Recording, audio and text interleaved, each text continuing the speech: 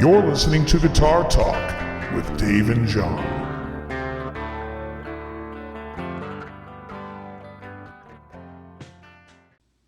Hey, I'm Dave. I'm John, and welcome to Monday Morning Guitar Talk. Yeah, so this probably won't be airing Monday morning, but you get the idea that it's Monday morning. John has his coffee, I saw. It's true, and we've got this will be Monday evening Guitar Talk by the time we get it up. That's right. So what was the weekend like? I'm assuming you had some gigs.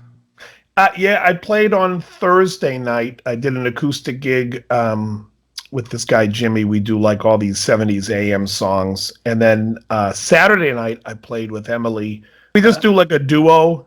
It was actually Jimmy's gig, but Jimmy had like some family stuff come up, so he couldn't do it, and so she was like, "I'll fill in, Right. and I'll get you up." Cool. It was awesome. Yeah. So yeah, we had a Nice. good. How about yourself? No gigs this weekend. We're winding up we've got a couple of shows with Metalachi next weekend, which is going to be really fun. We're doing the Rose Theater and we're doing the House of Blues. Nice. So yeah, I've never played the House of Blues before. I'm really looking forward to that. Metalachi actually has their CD release party happening that night for their album Trace, which is TRES as opposed to TRACE. Anyway, it's the third record they've put together. And this is the House of Blues in Anaheim? Anaheim, yeah. House of Blues Hollywood's it's not there anymore. Yeah, I think, have they started building there yet? Because I know that I thought a hotel was going in at some point. That was what they were doing. I don't know. I honestly haven't driven down Sunset and paid attention in the last year or so. Yeah. So, all right. Yeah, it was long tech rehearsal yesterday. We spent a lot of time dialing in guitar tones. Working on backing tracks. We were taking care of all the tech stuff that needs to be seamless. Nice. That's cool. Man. Well, a lot of that preparation, when you say that dialing in, are you using the Helix that you got recently, or? I am, yeah. For this show, we are using in-ear monitor systems instead of stage monitors, and everything's just pumping right to front of house. So yeah, I'm using a Helix. The other guitar player in the band is using, I think, an HD 500 or a 500 HD, whatever that one was called. Yeah. There was a head, right? No, it's a pod. But yeah, it was like one of the last iterations of pod. Yeah. I think it was called HD 500. I said. Yeah. Anyway, we were dialing in all of that stuff, getting the backing tracks lined up. It's kind of interesting to go volumeless on stage. I don't know if you've ever done that before. It's the best. Yes. So years ago, remember when I have that, I still have it, the Line 6 Flex Tone 3. Mm-hmm. And just some gigs when I'm feeling lazy and don't want to carry all my briefcases full of pedals. Right. Those, I should say suitcases, those pedal train cases. I bring out my Line 6 Flex Tone 3. And we did a gig in Falmouth, Mass, where I ended up using it on stage and going direct into the PA. And so basically I could keep the volume as low as I wanted on stage, which I really prefer to have a low volume. I like to be able to talk to people while we play and not be playing at a volume that's just just too loud. In fact, this is where we differ, because I like to play over people when they're trying to talk to each other. Yeah, that's not when it's people. I'll tell you what's funny. I played the Troubadour years ago with the Big Angry, and we were playing. Always wanted to play that venue. God. And it was loud. It was so loud. But on stage, for some reason, I could talk to the guys, and we were all like, and I'm like, how odd is this? My amp is right here, but it's so quiet. It was really funny. But a great club. Yeah, that's my favorite place that I've played so far. I've seen a million gigs there. I've never played one. Always wanted to. Yeah, it's a fun one. Good on you for that. Probably will. Yeah, I hope so. I hope so. If the booking agent's listening to this podcast for some ungodly, weird reason. Right. Yeah, Elvis Simmons wants to play the Troubadour. Let's do it. Exactly. So tell people what Elvis Simmons is, this band you're playing. It's pretty funny. We saw them together, you and I, Right, years when he ago. first did it, right at Yeah, Redondo Beach. yeah. So it's a parody, comedy, tribute, sort of an act. And what we do is we mash up Elvis Presley and Gene Simmons. So we've got songs that are, Kiss songs, Elvis songs, and then a myriad of other classic rock songs that are kind of medleyed in and out through the rest of the set. Nice. And they're all performed in sort of a mashup style. So instead of just playing the Kiss songs as straight Kiss, they have a lot more swing to them, a lot more of a rockabilly feel to them. So we're doing a lot more of that stuff. Yeah. And the same thing for the Elvis. Instead of it just being straight rockabilly or ballad, it's rocked up quite a bit harder. So we, kind of fit in that sort of mold. There's makeup and theatrics and sounds of explosions, and it's a big theater production. So Yeah. I think the guy that was starting it, Gary, I think he was looking to do a bit of a Vegas style approach. Totally. And what I Yeah. love about Gary was Gary came in, if you remember, I think he was he working for Activision, I think at the time. Is he still with them?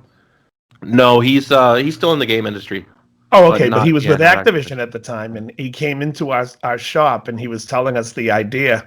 Yeah. And it was just hilarious because it was so out in left field. And I'm just like, this thing is never gonna take off. It's hilarious, but it's more funny just in conversation. And then he comes in, he's Right. like, I got a band. And I'm like, what?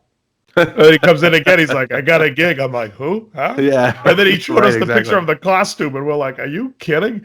And it was genius. It was I thought when they played that, what was it called? What was that place called? The Brig? Not the Brig. That's in Venice. What's that place in Redondo?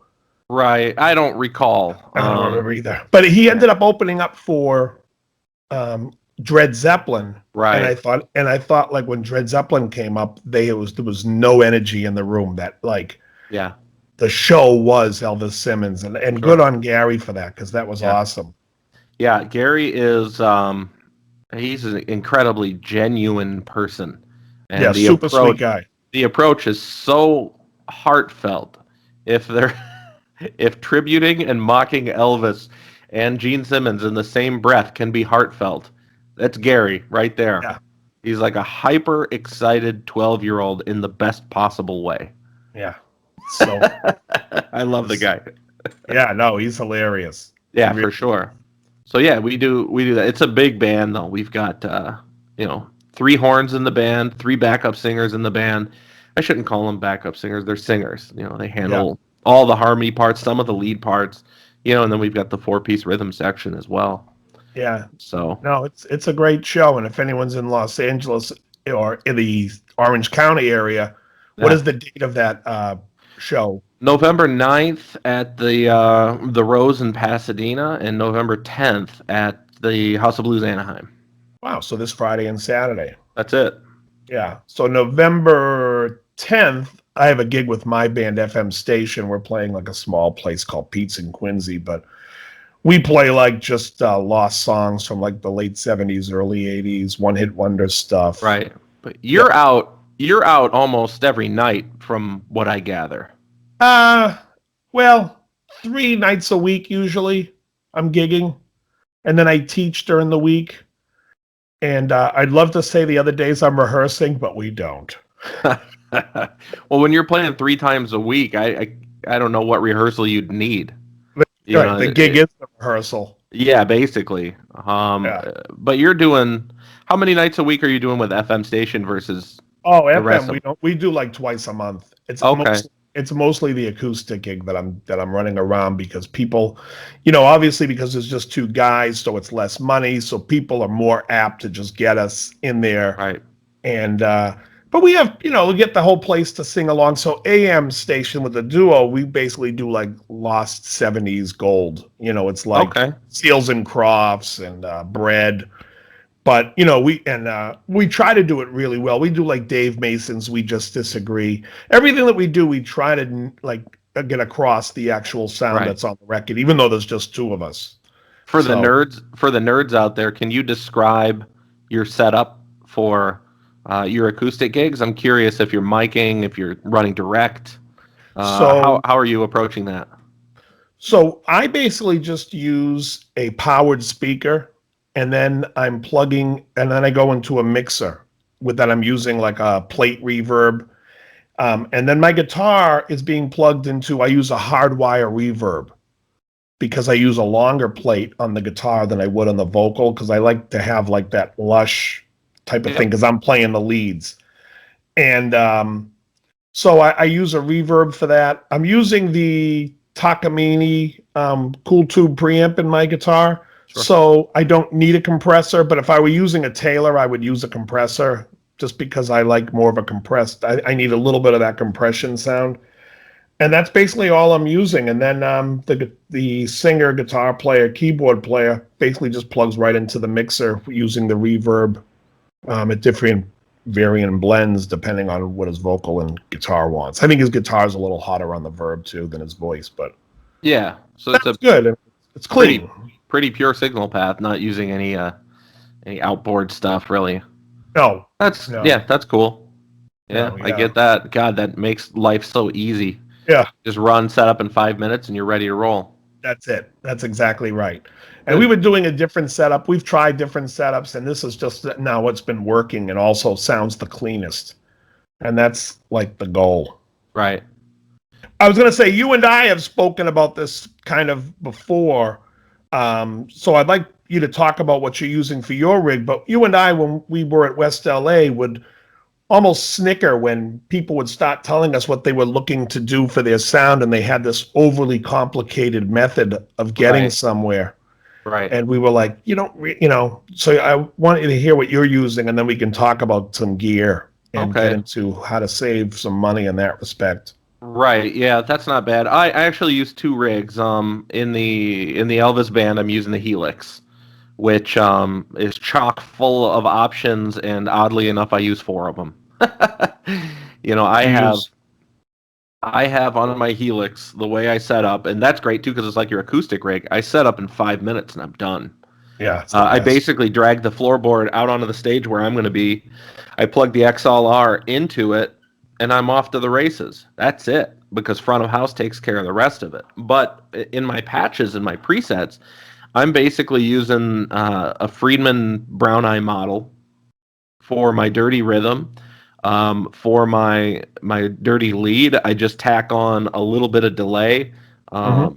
a little bit of a volume boost, post amplifier, and then I have what I call my rockabilly sound, which is a different delay. So I use like a ping pong, Sure. really short Slapback. slapback delay on that, and then I've got my clean tone, which is just gain dialed way back on the amplifier, and I Right. play 95 to 100% of all of the songs with those settings. Yeah. Um, you can screw around with all the other stuff, but when you're playing with horns and vocalists and tracks, you need to be pure so that you cut through. All that other stuff just muddies it up.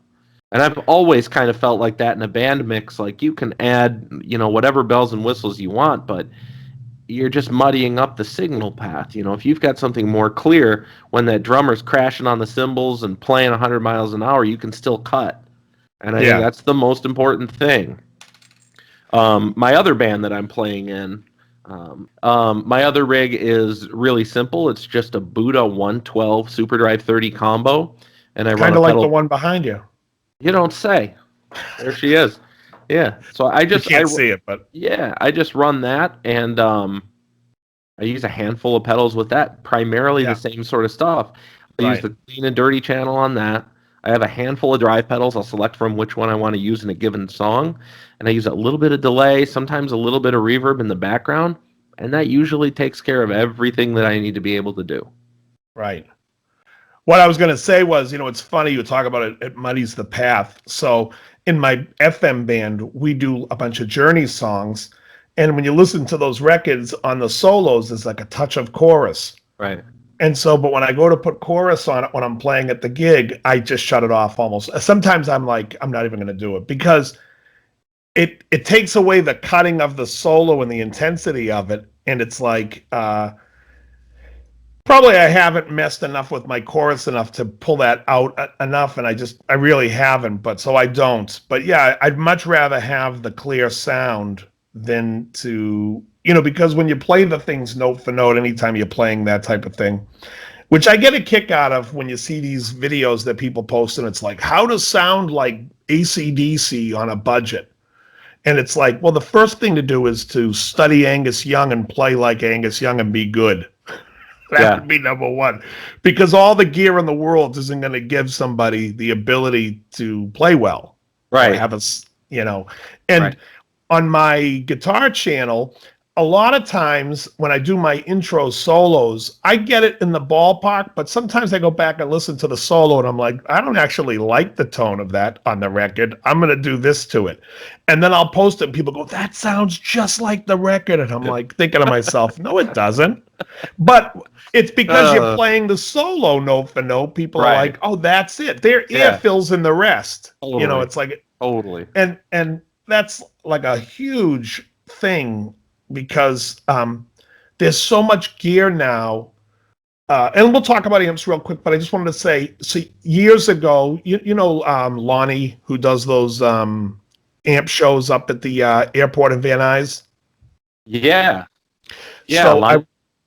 So I'm at an amp show, and I walk into a room, and I'm in the Vox room, and I see Andy Johns, who's now passed, but this is...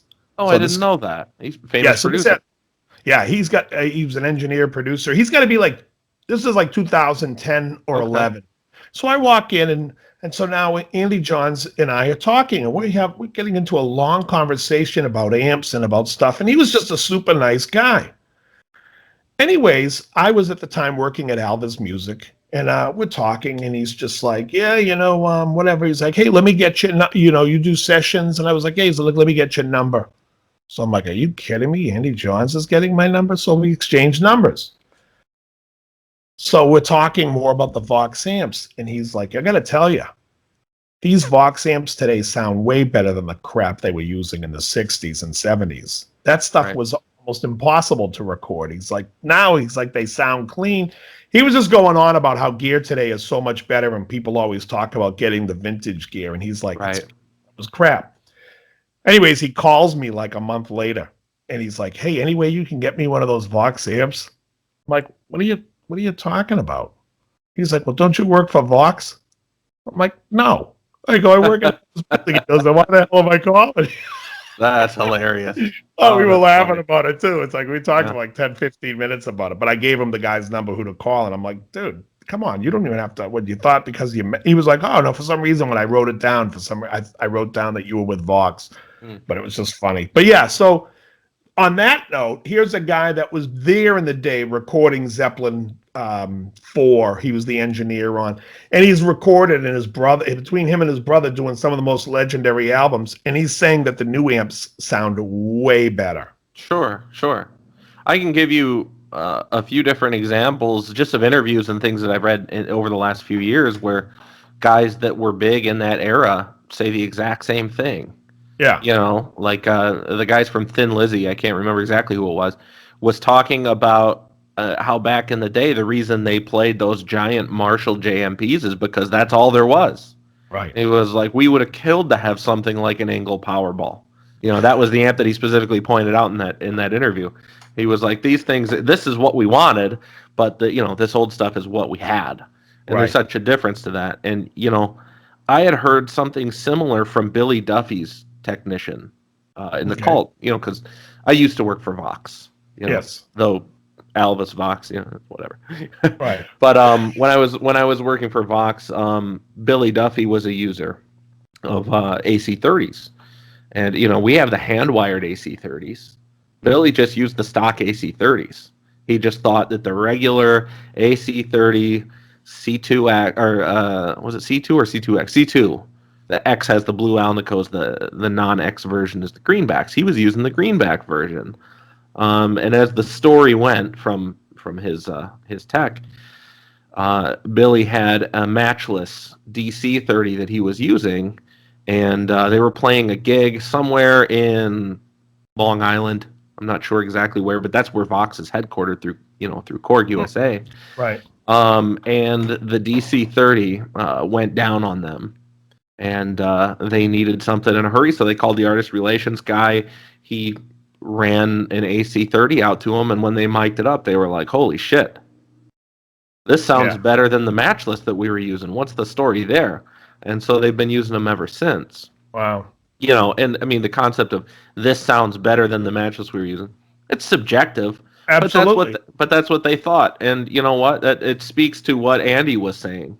Because, you'll hear people every once in a while say things like, "Oh, so-and-so company has reliability issues," and yada, yada, yada. And, those sort of things can perpetuate, and those sort of things can happen. But I'll tell you, the latest Vox stuff, even not working there anymore, I would absolutely recommend it to anybody. That stuff we had very little breakdown over the last handful of years. It was great.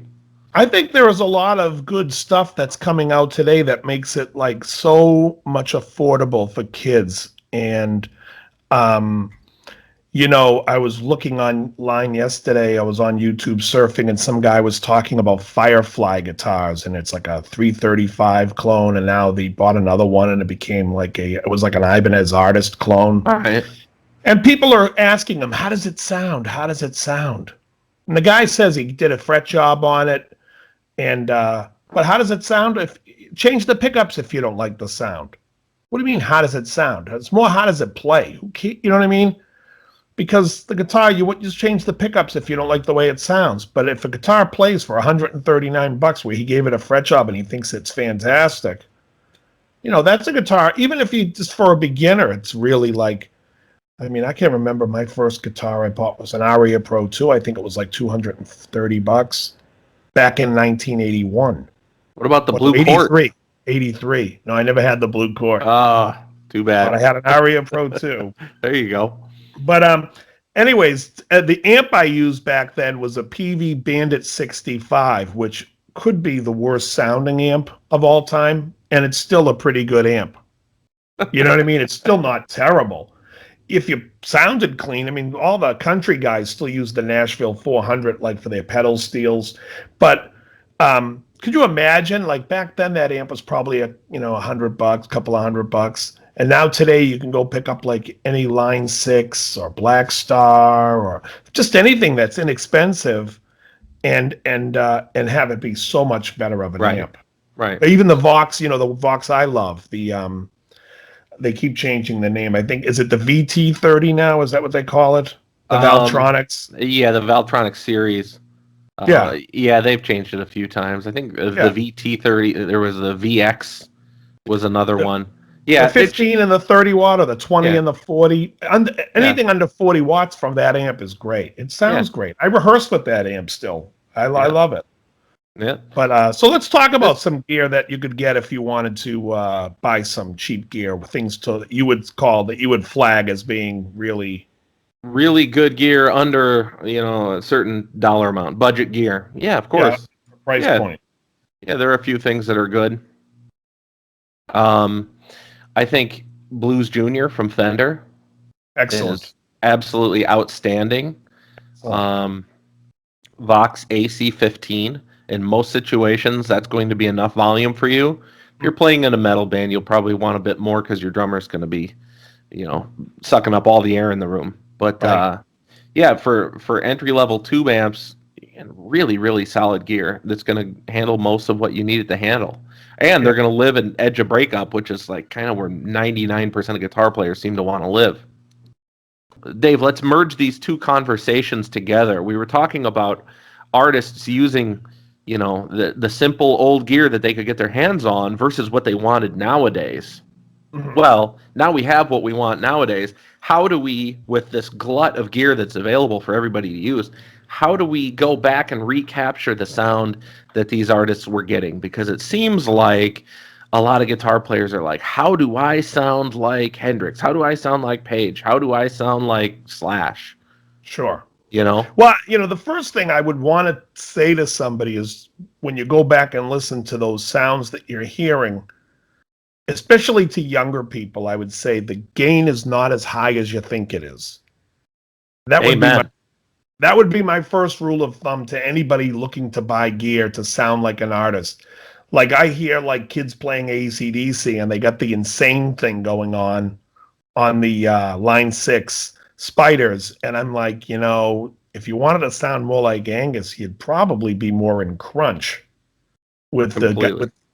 with the gain dimed a little bit than being an insane with the gain anywhere, because that's just and then because that gain stage is a lot of compression. Mm-hmm. Gain equals compression. So when you listen to like guys like Jimmy Page, there's not a tremendous amount of gain on that. It's not very compressed. It's very big. It's very clean too. Yes. If you listen, if you listen to, I was listening to Immigrant Song the other day. That when that comes on at the beginning before the rest of the band really kicks in, you notice the bass player John Paul Jones is not in the track until it goes da da dum ba ba ba ba. The whole intro is just done with guitar and drums. Yep. And that guitar, there was no preamp volume on that thing. It was a non-master volume amplifier. I'm not sure what he used on that. I'm not really a Page historian, but I know just from the fact that it was recorded when it was, that it was, not an amp that had a bunch of preamp gain and a master volume to tame it. It was wide open. It was probably a Supro or something in that day, because I think that was like his Supro. It was still pre-70, because I think it came out in 70. So, yeah. But, I mean, let's talk about Jimmy Page. Those new Supro amps that are out today is definitely, I mean, if I was to say to somebody, hey, you want to, sound like Jimmy Page during those records, I would say get a Tele, a Supro, and some type of pedal to push. Like I know he was using a tone bender, so maybe even a soul bender by Full Tone. Those three things to me, you could go out and really just sound like those early records of Page. Sure. In my opinion. Yeah. Yeah. Wouldn't hurt to get an Eve console. No. Unless you have to carry it. If you've got 200 grand to spend on gear to sound like Page, ladies and gentlemen, this is the budget segment of our show. Those Supros are that expensive? I think they're like $1,000. About $1,000. Right. So could you pull it off with a $500 amplifier? 100%, even less. 100%. 100%. What would you take? For that, I would take. I think I would go with the Vox. I would go with an AC-15. Yeah. I think that's the similar type of amp. That's what I would probably go with for that. To get the Page sound inexpensively. Yeah, absolutely. Absolutely. Although I don't know if that's under 500. Oh, it is. Okay. Yeah, I think so. If not, it's right there. Yeah. Bug your mom for $50 more. Right. But you can also go on Craigslist and find it and probably find $350. But yeah, so the Vox AC-15 is a great amp in that respect, that you can get that sound. I mean, the Supra might have a bit more top end, in which case even the Blues Junior's what? That's EL84s also. Yeah. See, and I would tend to think more 6v6 would give you that biting tone. But I think you can get it with an EL84 as well. Yeah. You could also go, if you're really on a budget, to the Bogner Mephisto.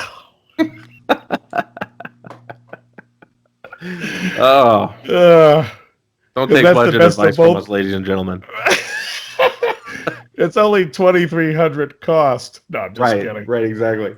But no, it's got the Bogner Mephisto has the both the 6Vs. Right. It runs parallel amps. But yeah. Right. So, I mean, I think also, and for that respect, for the Angus sound, it's funny because these budget Marshalls. Before you jump to Angus, sticking with Jimmy just for a second, would you go with a single coil or a humbucker? Because he's been he's been known to use both. To me, on the records, I think most of it is Tellys. Okay. It sounds like that to me. Yeah. I think live he used the Les Paul mainly because it's the most iconic looking guitar hero guitar. I think it's mainly just looks. And when Page kind of got out of caring about his looks, thank you very much. No, seriously, when the icon, like when he started dressing down, he's wearing the blue button-down shirt with the white pants. At that point, you got to say he stopped caring about being the rock and roll god, and he's out there playing Strats and Tellys. But I think that the Les Paul at those shows, and those Les Pauls, he had all the push pulls on him there to parallel series, single coil, because he was trying to get the Telly sound out of it. Sure. But he wanted the look of the Les Paul. Right. So if it's about getting the Jimmy Page tone and sound, I would highly recommend this Telly over the Les Paul, in my opinion. I mean, there's only a handful of tunes on the early records that I hear the Les Paul, but for the most part, I hear that clarity of that Telly. Yeah. And that. I think the most important thing that you touched upon is don't oversaturate the gain. Yeah, it's insane. I mean, like, I had a guy come out and look at my board, and the first thing he started doing was laughing. He's like, "Look how many drive pedals you have." So then he tells me he was talking to another buddy of his, and his buddy was like, scoffing and saying, "That's ridiculous. Why does he have so many drives?" And he's like, "Yeah, and he has like 2 or 3 on at the same time." And the guy's like, "Yeah, that's ridiculous." And then this guy says, "And you can't even tell that there's a drive on." Like the gain's so low. I'm using it just in the subtlest. Yeah. I'm using a low gain. I'm using really low gain. I like that clarity. Most of the times I use the drive, it's just because I'm trying to, push a certain frequency that I want to hear. Right. But anyways, so yeah, it was pretty funny. But yeah, I'm not a real high, I was a high gain guy, but I just like the tone so much better of a lower gain. And when you listen to those records, you go, wow, that's not as high gain as you would think it is. Right. And then there's that thing with fuzz, because you got a fuzz sound instead, like the Robin Trower records or. I would issue a challenge to any guitar fan out there to listen to Rapid Fire by Judas Priest really loud and then follow it by any modern metal track and tell me that Rapid Fire is any less aggressive. I would say if you listen to it and feel the way that it interacts with the tape and the way that it comes out, it's more aggressive. It sounds incredible. Yeah. And that is just speaking directly to the point that we're trying to make right now, that gain doesn't make the aggression. It really doesn't. No. There's something to be said for clarity and for, that's going to help your punchiness on your track. Yeah, in fact, I think a lot of these old records sound so much better, and the new ones, even though they're like heavier, don't sound as heavy. And now the thing is because the gain has gotten so high and the compression is so high, the only way to make it big is to drop the tune down.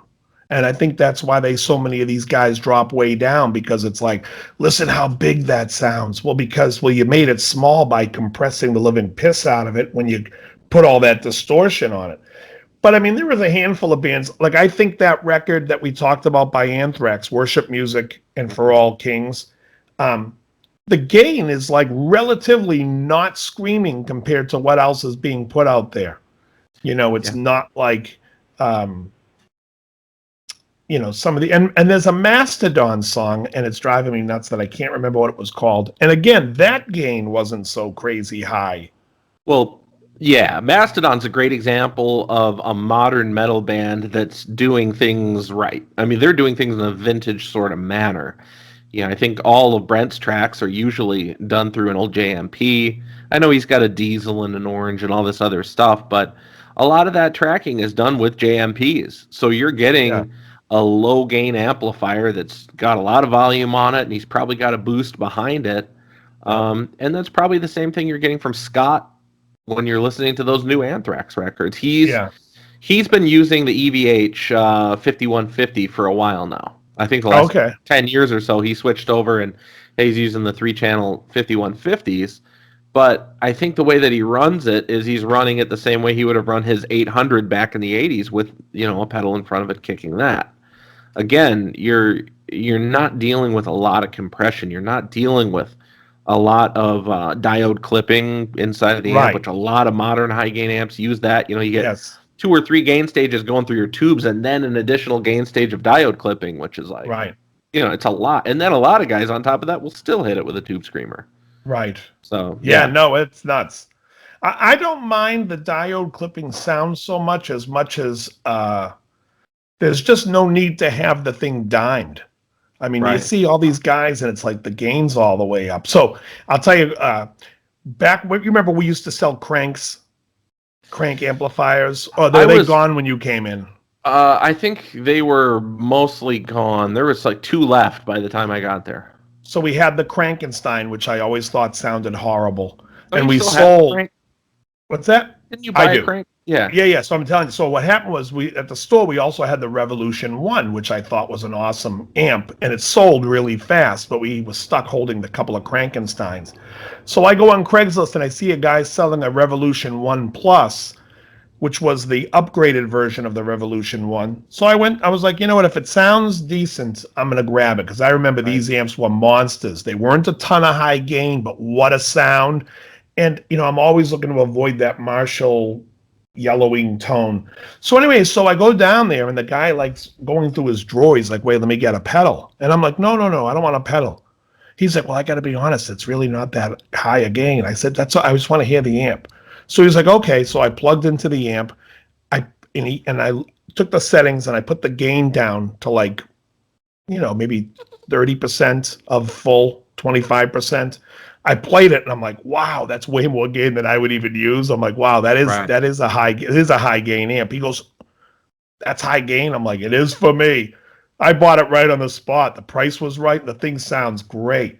But so if you could see a used crank, there's a lot of great things on Craigslist. And there's some amplifiers. So it's knowing that the Revolution 1 amps by Crank are great amps, whereas I would avoid the Crankenstein, which has that crazy diode clipping. That sounds like a bumblebee.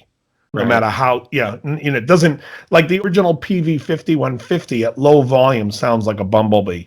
But the second you turn it up, it blooms and opens up into a nice sounding Marshall style amp. The Crankenstein does not. It's a bumblebee and opens up into a swarm. Oh, that's great. Also, I have to talk about pickups because I do think that pickups react a lot to the amplifier, especially if, the thing today is when you do use a high gain amp, everyone's slamming it with the most ridiculous high output pickups. So now you have such crazy compression at the front end tubes. And it's like, it's just compression upon compression upon compression. Whereas if you used a low output, a low impedance pickup, like a PAF style humbucker, you go and play, then the amp has like a little bit, it's a nicer reaction. It doesn't compress as much. It's bigger sounding.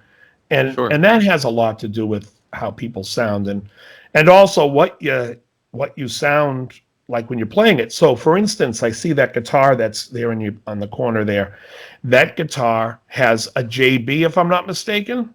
No, this one here is a Seymour Duncan Saturday Night Special. Saturday Night Special. And what is the resistance? What's the gain? Somewhere around 11.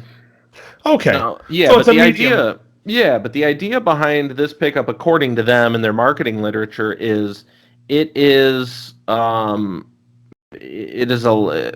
or another their marketing as being lower compression on its output. So even though it's got a touch more output than a PAF would have, it's supposed to be open like a PAF. Where you look I'm just trying to think how you could do that. It's because they would have to have used, so the wire's going to be 42. They could do it with the magnet. Yeah, I was going to say, I think it's an Alnico 4 or 3, something like that. Yeah. But it's a good sounding pickup. It's bright. Right. So the amp behind you, that Buddha, because it's a low drive, if you were to put a pickup like a JB through it, it's going to sound good because a JB's around a 14, which is, to me, a high It is, higher yeah. output. And it's going to sound good because the compression is coming from the pickup going into the amp, and the amp will like it because the amp is really not a high gain amp to begin with. So it can Right. take anything. It can take that front end. It reacts nice to it. Right. If that were a high gain amp and you put a JB in front of it, it gets like a muddy sound because you're now throwing a compressed guitar signal into a amp that wants to compress it even further, and you have what I call shite. But no, but it's funny because when I used to play at the downtown rehearsal studios, people would come in and they would hear my dual rectifier and they would like, oh man, that has like such a tone to it. Can I play through it? I'm like, yeah. They would plug in and they would sound like crap, and I'd be like, what pickups are you using? And they'd always be like, oh, it's a JB, and I'm like, it's a little too high because you're slamming. You're not going to get the sound that I'm getting. And then they wanted to play my guitar through it, my pickups are always like around a 9.5, and it's been like a hot PAF, the Freds. Right. Even though the Fred on the website says it's 10.04 in resistance, I haven't measured one over 9.5. So yeah, I'm sure there's some give and take with those specs. Yeah, and that's I've never measured this either, but yeah. Sounds good. Yeah, if they say it's 11, more than likely it's probably a hair. I've never seen this. I've never measured one where it was over what they gave it. You know? I wonder if they use the top end of the spectrum to try and sell up. You know what I mean? I don't know. I mean, it's also not really, so people understand about the pickups. The resistance is really more about the compression in the sound of the pickup more than it is about the output, because although there could be a direct relation, the magnet also has effect on the output. So the output is measured in millivolts. Right. And most people don't even tell you what the millivolts of a pickup are. I know DiMarzio's like one of the only ones that does. But the output that's hitting the front end is in millivolts, but the compression rate of how it compresses and how it sounds will be in the resistance. Mm-hmm. So if you see a pickup like a PAF and it says 8 ohms, you pretty much know that's going to sound nice and open, as opposed to a 14 or like whatever that what's that Steve Vai pickup, a 17, or it's like the Evolution. Well, yeah, and you notice what ends up happening is your pickups almost react the same way that like a tube screamer acts, where as you climb up that in the number of ohms, say 25, like a DiMarzio Super 3 is 25K. Yeah, it's nuts. So a Super 3 is based on a super distortion, but I don't know what they did to it. It's 25K. Yeah. You're basically hitting the front end of your amp with a really hot, really narrow signal.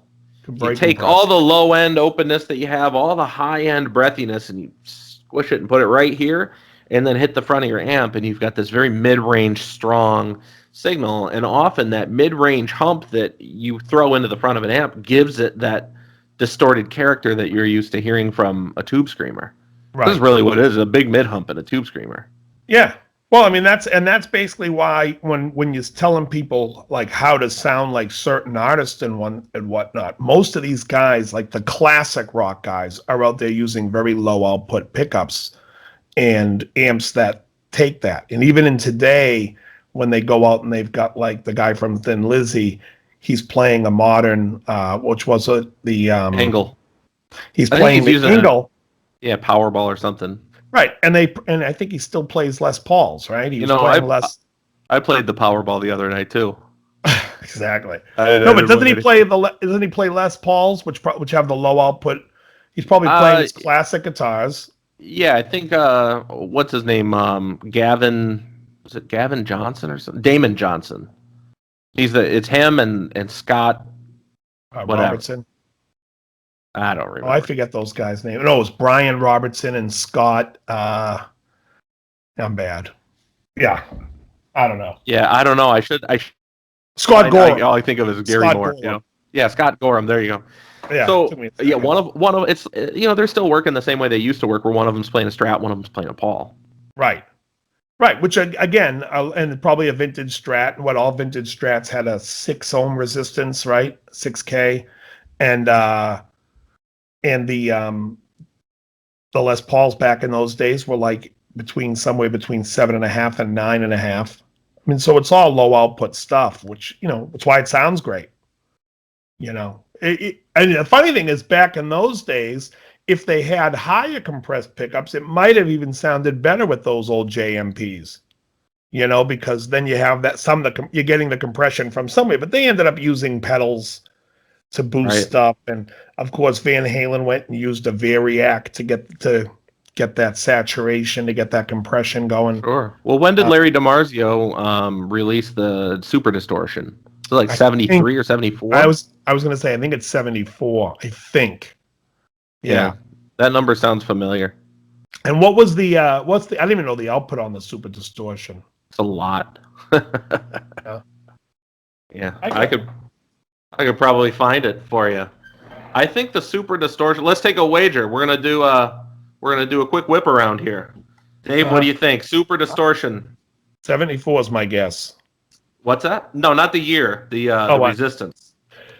The Resistance. I'm gonna say it's lower than I would think it would be. So I'm gonna say the original Super Distortion would be a Resistance of, I will say, 11. You're going with 11. I'm going to guess that it's a lot higher. This is like Card Sharks. Yeah, I'm Jim, I'm going to say it's higher. Yeah. I'm going Ooh, and we start with a 4. I'm going with 18. Wow. You are closer. It measures 13.5. Wow. And it was originally released in 1972. Wow. Yeah, so 74 was wrong. Anyway. Yeah, for some Super reason, Distortion. that's all I would think of it as being a 74. Yeah, and that's probably why Ace Frehley had that tone that he had. That like he had a killer tone. If anything about Ace, his tone was killing. Right. His playing sounds like that he's using a hockey glove on his left hand, but that's now. No, back then I thought he was good. What does Vinnie Vincent, Joe Lynn Turner, and Bruce Jenner have in common? What's that? I think you already know. Oh boy, I don't have a punchline for that. But did you see the Vinnie Vincent video where he came out and was doing his? He's back out there selling his book or whatever he's doing. No. Yeah. No. It's too bad. I'm not a fan of Vinnie Vincent, so I can make fun of him. No, I'm not a fan of him. Like, I just never cared for those Kiss records. I thought his playing was always like, it was like, okay, here's the song, and now Peter North, blow a load over it. It's like, oh, it's just like super fast nonsense. There wasn't like anything melodic. You know what I mean? Like, I could walk around. I could walk around. I'll tell you what, Gene Simmons was 100%. It's 100% right. Gene Simmons says when you're up there playing a guitar solo, it's like sex. It's a make love to the thing, and at the same time, it's like with the audience, there has to be this give and take. If you're up there and you're just shredding, it just becomes like, oh great, I'm gonna go get a beer while this guy jerks off. And that's what it sounds like when you listen to the Vinnie Vincent stuff. For me, I just don't care for it. I mean, people can put their hate comments about it now. He just never did anything for me. Whereas when I hear like the solo Ace Frehley play, and I'm not going to say Ace was the most original guy too. I love Ace, and he was one of my influences. But the guitar solo in She is 5-1 by the Doors.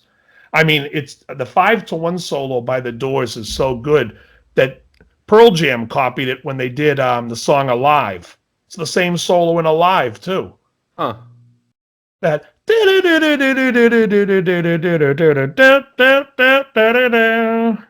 Right? I don't know. Do you know the song Alive? Yeah, but I can't recall what the solo sounds like. Oh, yeah. The solo to Alive and She by As Kiss. Previously discussed, Pearl Jam is not on my playlist. Yeah, no, they're not good. That you get that a lot. Somebody to Love and Lights have that really similar guitar solo. Yes. That'd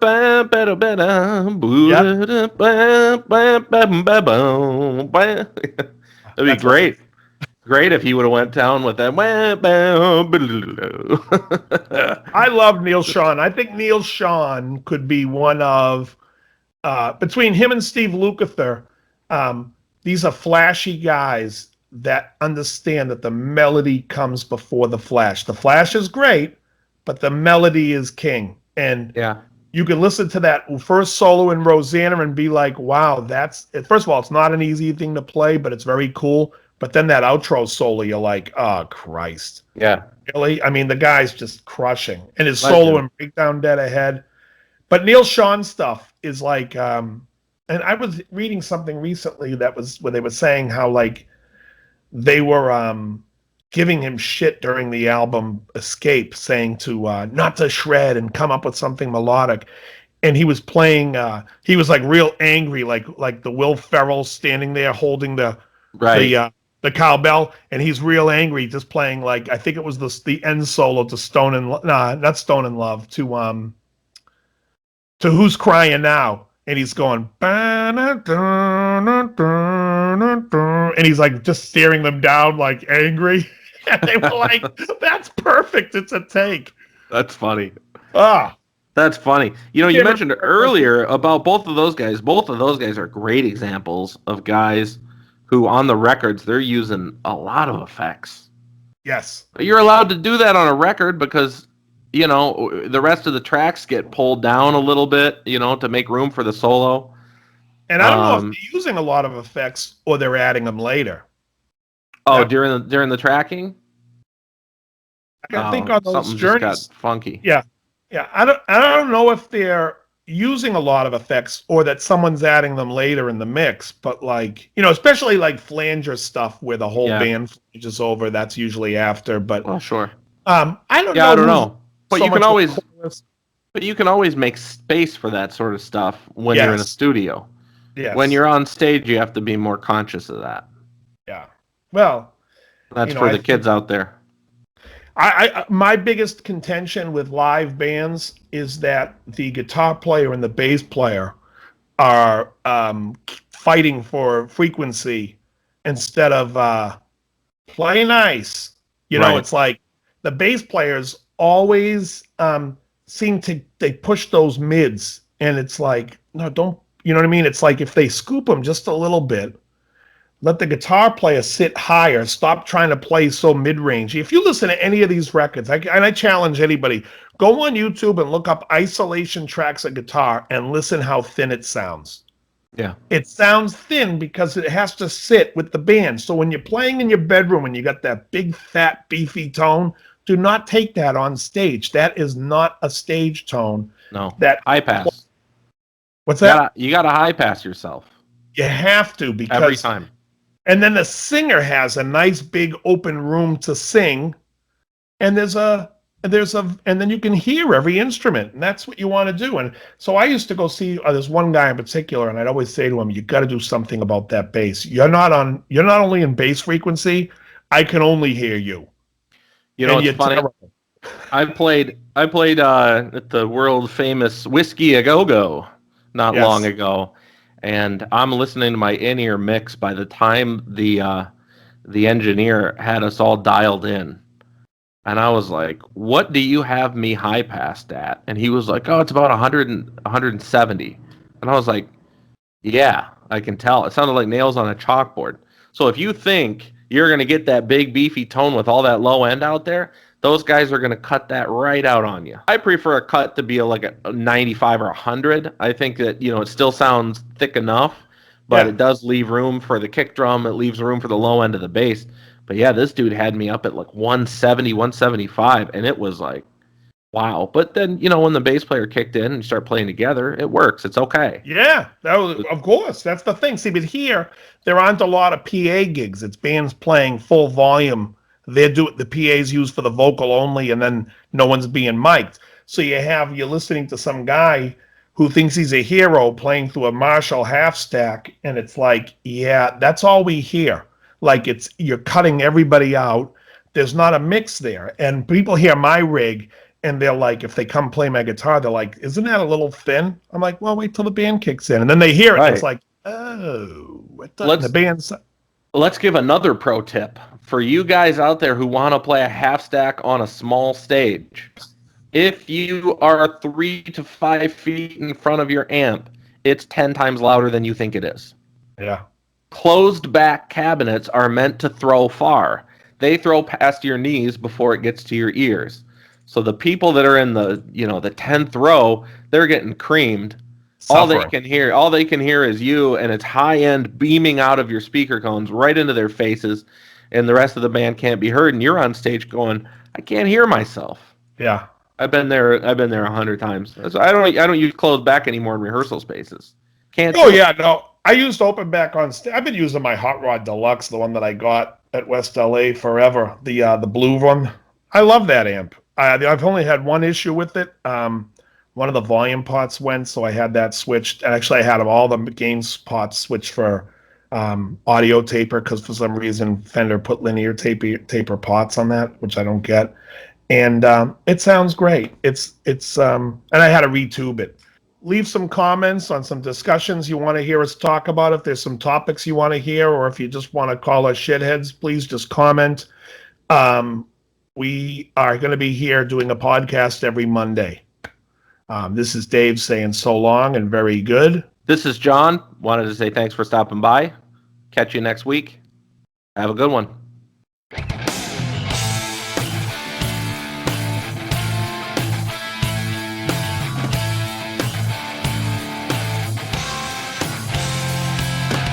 You're listening to Guitar Talk with Dave and John.